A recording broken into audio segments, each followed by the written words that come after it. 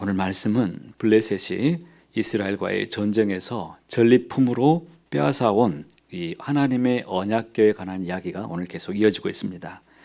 블레셋은 이 언약궤를 빼앗을 때만 해도 이스라엘의 신을 자기들이 이기고 사로잡았다라고 생각했지만 그것은 어디까지나 그들만의 착각이었습니다. 언약궤가 머무는 성읍마다 하나님은 무섭게 그 성읍을 내리치셨습니다. 그 성읍의 고통 소리가 하늘에 사무치도록 울려 퍼질 정도로 블레셋은 큰 혼란을 겪게 되었습니다. 블레셋은 언약궤로 인해서 역병이 퍼진다고 생각해서 이 언약궤를 다시 이스라엘로 돌려보내자 이렇게 그들이 결정하게 되었던 것입니다.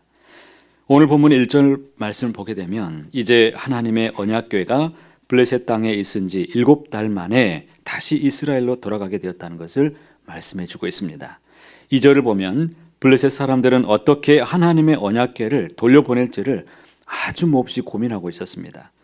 6절에 보는 것처럼 그들은 하나님께서 애굽인과 바로에게 행했던 그 일까지 잘 알고 있을 정도로 그 방면에 있어서 나름대로 전문가들도 있었습니다. 그들이 제안한 방안은 7절에서 9절에 내용이 나타나는데요. 그들은 일종의 테스트를 시도합니다. 이것은 자기네들이 당한 재앙이 과연 이스라엘의 하나님으로부터 비롯된 것인지 아니면 우연히 일어난 것인지를 알기를 원했습니다. 여러분도 궁금하시죠? 세상 사람들도 궁금해합니다. 복음을 들었을 때 그리고 많은 사람들이 성도들이 모여있다라고 생각하면 과연 하나님이 살아계시는가? 하나님이 능력에 의해서 이런 일들이 일어난 것인가? 우연인가? 세상 사람들도 궁금해합니다. 그들은 제법 머리를 써서 테스트를 준비했습니다. 7절을 보면 멍에를 메어보지 아니한 소들로 하여금 언약궤와 금보물을 담아서 수레를 끌고 가게 만들었습니다. 이렇게 만든 것은 수레가 똑바로 가기 어렵게 만들었다는 거예요. 더구나 송아지를 떼어놓은 이 젖나는 암소들로 이 수레를 매게 했다는 것을 주목해야 됩니다. 본능적으로 젖나는 암소들은 어떻게 했습니까? 새끼와 떼어놓으면 새끼를 찾으려고 울면서 갈팡질팡합니다.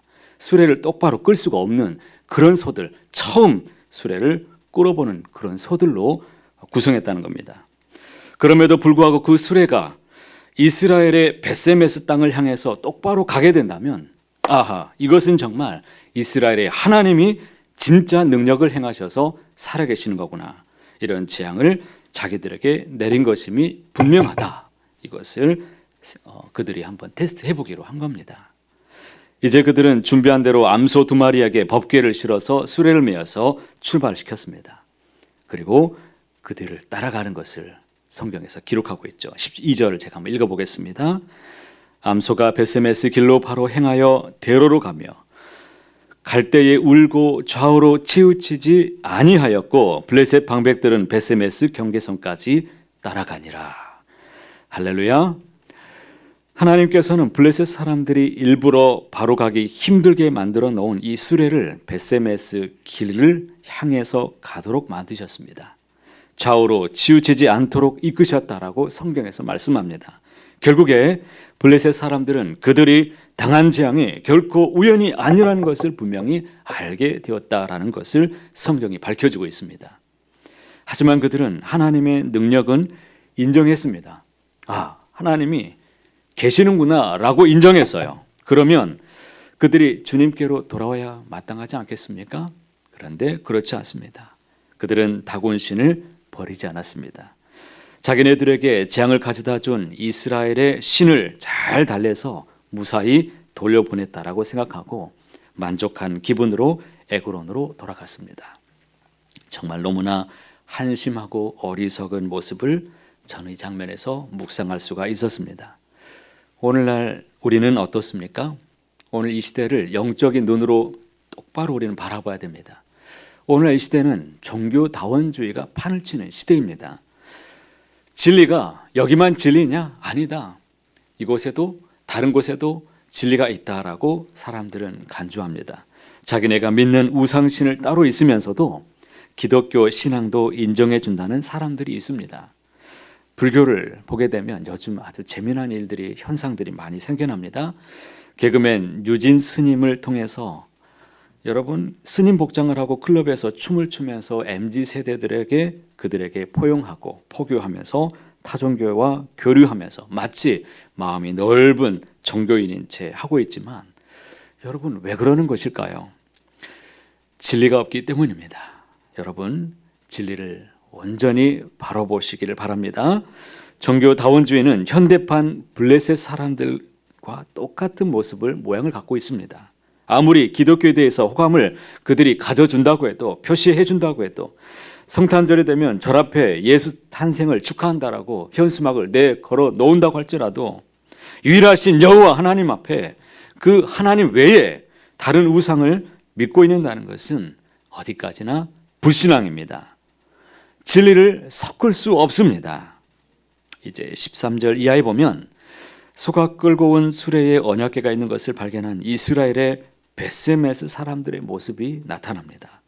블레셋 사람들이 언약궤를 돌려보낸 이 벳세메스는 유다 지파의 한 성읍인데 아주 특별한 도시입니다. 여기는 제사장들에게 할당된 도시였습니다. 그러니까 그 동네에 살고 있었던 사람들은 그냥 평민들이 아니라 제사장의 가문이거나 레위 지파 사람들이었습니다.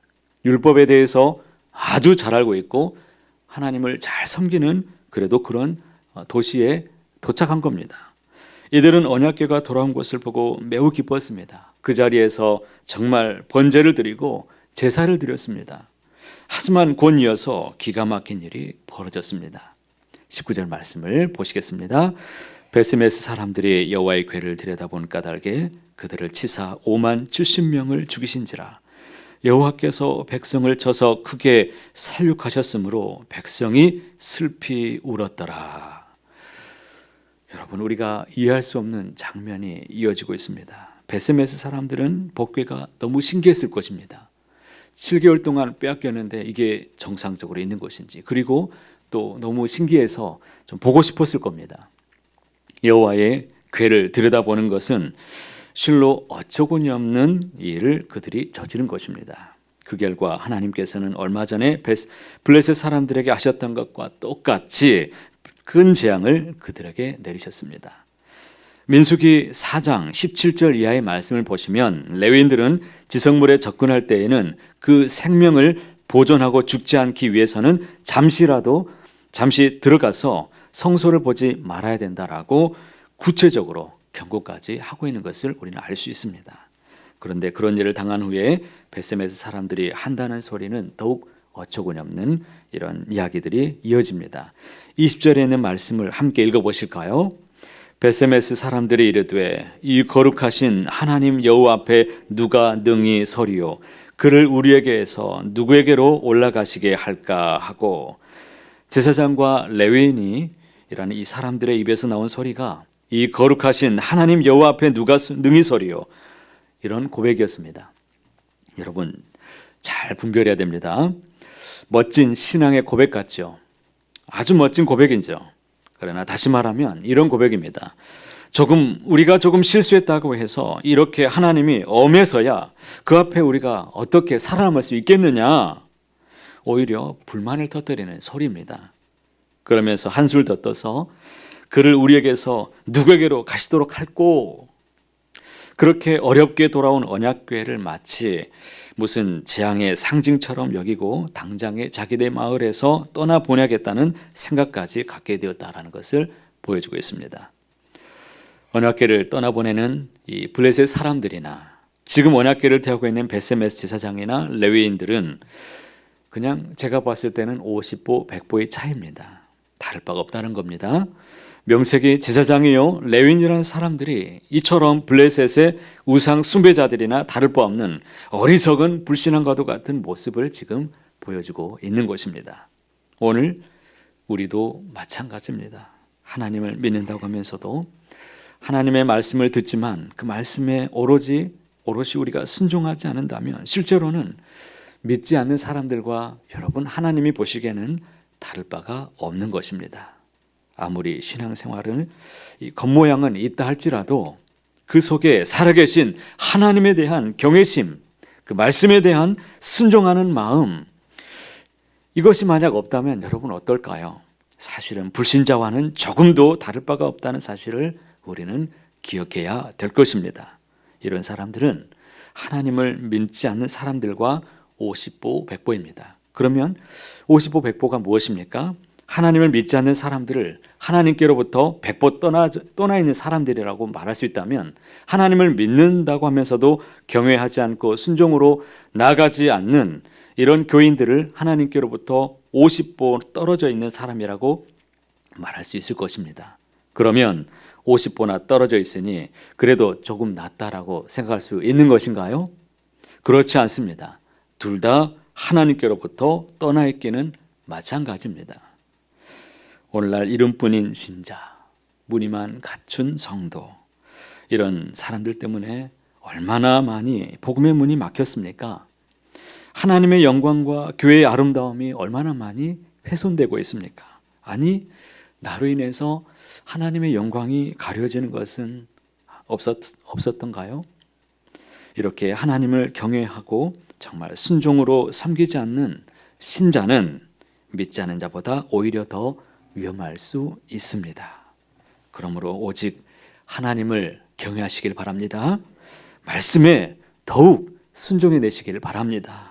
하나님 앞에 온전한 믿음으로 서가시기를 바랍니다. 우리의 자녀들, 자녀손들이 불꽃 같은 눈동자로 정말 하나님이 살아계시는가를 우리를 통해 보기를 원합니다. 날마다 두렵고 떨림으로 주님이 주신 이 구원을 온전히 이뤄가는 저와 여러분이 되시기를 간절히 소망합니다. 여러분이 복음의 씨앗입니다. 여러분이 축복의 씨앗입니다.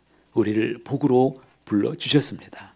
그러니 오늘도 여러분을 통해 하나님의 은혜가 온 세상에 가득하게 임하기를 주의 이름으로 간절히 소원합니다.